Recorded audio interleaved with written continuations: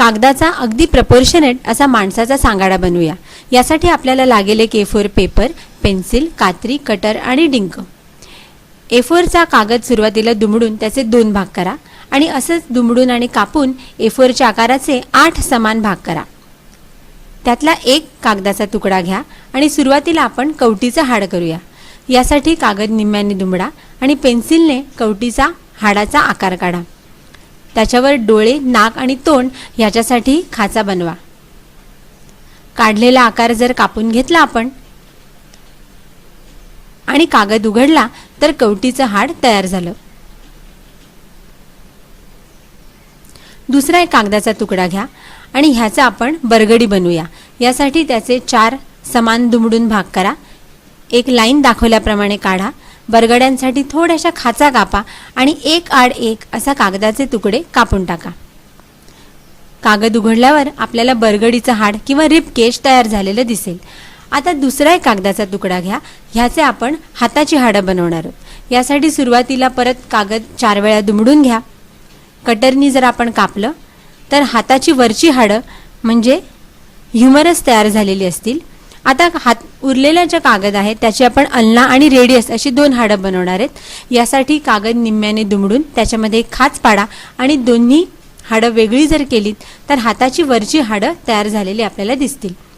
आता आपण कमरेचं हाड किंवा पेल्विस बनवूया। यासाठी कागद निम्म्याने दुमडून त्याच्यावर निम्म्या फुलपाखरासारखा आकार काढून कापून टाका। मध्ये 2 मोठी भोकं कापून घ्या। आता जर कागद आपण उघडला तर आपलं पेल्विसचं हाड किंवा कमरेचं हाड तयार झालं। आता आपण पायांची हाडं बनवूया। यासाठी कागद निम्म्याने दुमडून पुन्हा एकदा दुमडा। कटरनी कापून पायाची वरची हाडं म्हणजे फिमर तयार करा।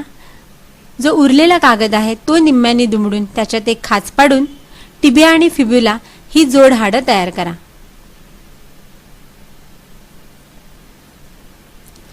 आता ही पायाची हाडं तयार झाली।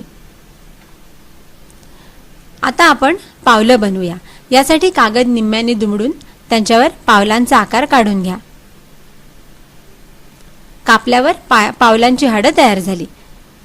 आता कागद पुन्हा निम्म्याने दुमडून त्याच्यावर पंजाचा आकार काढून कापून घ्या म्हणजे तोही तयार झाला।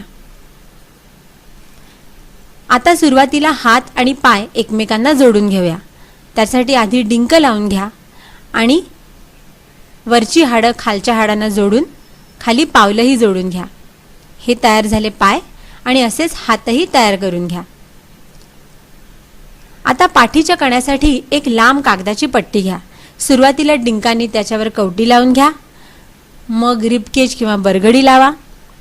बरगडीच्या टोकाला हाताची हाडं जोडून घ्या। पाठीच्या कण्यावर थोडंसं अंतर सोडून आता पेल्विसचं हाड लावून घ्या।